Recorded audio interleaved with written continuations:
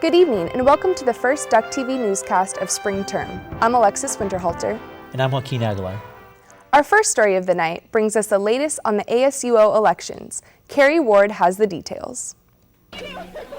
The second week of the term was busy with student supporters gathering on 13th and University. Loud music and puppies were on hand as two parties rallied for votes. Today, the student ASUO elections are being held. It is between Ducks for a Difference and United Oregon, and Duck TV was here to catch all the action. The two students running for president are Sam Daughters-Katz and Lamar Wise. Both candidates were clear to stress why they chose to run for office. So I ran for president one more time because I wanted to try and bring student leaders on both sides of the political spectrum together.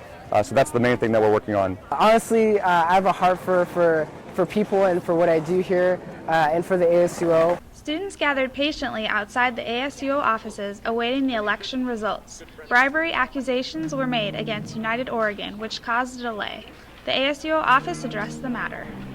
The posting of the election results requires the presence of the ASUO office staff, and it requires the ASUO office to be open.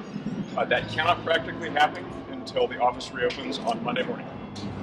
It's been a long day of campaigning and controversy. For Duck TV, I'm Carrie Ward. Back to you. Thanks, Carrie. Campaigners will be out again this week after the first week of election results were voided. A grievance filed against the United Oregon campaign forced the student court to schedule a new week of elections. A repeal filed by Ducks for Difference's Lamar Wise aims to reduce the fines of the social host ordinance. The law made its first crackdown on partygoers Monday, April 8th, more than a month after the law went into effect. Noise complaints prompted police to arrive at 17th and Mill around 11 p.m. Police cited 7 tenants for hosting an unruly gathering, allowing minors to consume alcohol and prohibited noise. 2 students were also arrested. The fines range from $350 to $700 per tenant. The ordinance specifically defines an unruly gathering as an incident at a residence where alcohol is being served or consumed, and at least 2 other crimes are occurring in addition to the fact that there is alcohol present. Renters are not required to open their doors for the police. However, the Eugene PD can issue a warrant within 15 minutes after entry is refused if they have reason to believe that illegal activity is taking place inside. EPD stresses that cooperation will reduce charges involving the social host ordinance. Wise is currently working with the Eugene City Council to change the law's fines. On the ASUO side of politics, Duck TV news reporter Ryan Hoefle has the inside story on one media group's stance in the ASUO elections.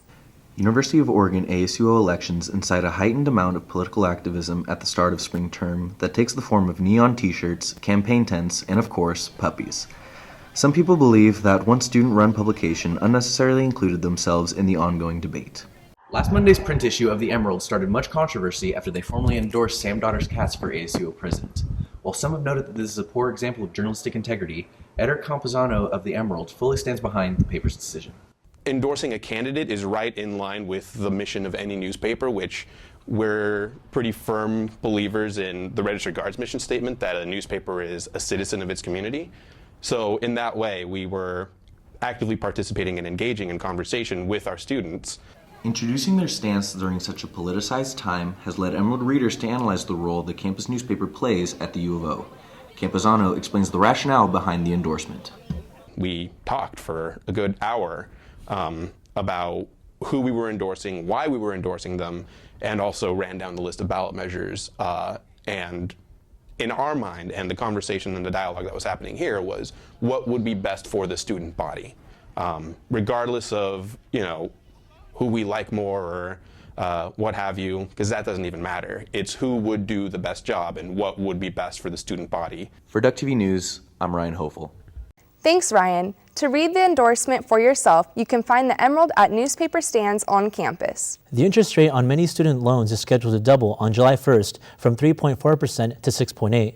Student loan borrowers graduate with an average debt of $27,000. The scheduled interest rate increase on subsidized Stafford loans would cost almost 10 million borrowers about $1,000 more over the life of their loan per year. The University of Oregon is known for its efforts at creating a greener campus. Last week, Duck TV News went out to see what the latest project is. This past Saturday, the Student Alumni Association, along with Campus Greek Life, partnered up with Friends of Trees. It's an environmental organization designed to plant trees and improve the Eugene community. The event was a huge success overall, filled with an a cappella concert, a picnic, and an appearance from Mayor Piercy. With the help of over 80 volunteers, both students and Eugene residents came together to plant 25 climate-resistant trees around the western campus area. Thanks to events like Taking It to the Streets, these trees are now rooted deep in the Eugene community in hopes of creating a more eco-friendly neighborhood. If you're interested in joining the cause, visit friendsoftrees.org. Another community-centered project received remodeled and is slated to open this weekend. A new center for the Veterans and Family Student Association will open on April 20th, moving from its original location downstairs in the EMU as a part of the Non-Traditional Student Union. This move fulfills the original vision for the EMU as a service center for student veterans. The whole thing is dedicated to World War II veterans, and all other veterans have come along. There's actually a plaque on the second floor that you can look at pretty close to the fishbowl. Most people don't know that that's what this is dedicated to. It was to help veterans from World War II transition better to college. The new center will offer a variety of academic services to student veterans, including career counseling, and can be found next to the UPS store in the EMU. The opening ceremony will be held in the EMU amphitheater from 1:30 to 3:30 this Saturday. Staying on campus, last week Yahoo Travel named Eugene's own Rennie's Landing one of America's best college bars. Located on Kincaid Street, the two-story historic house was described as the perfect place to watch games, sit on the outdoor deck, or by the fire on a chilly evening. According to the article, the university president also agrees that it is the place to be in Eugene. Thanks for joining us tonight. We'll be back next Wednesday for more news on campus and the community. For Duck TV News, I'm Joaquin Aguilar.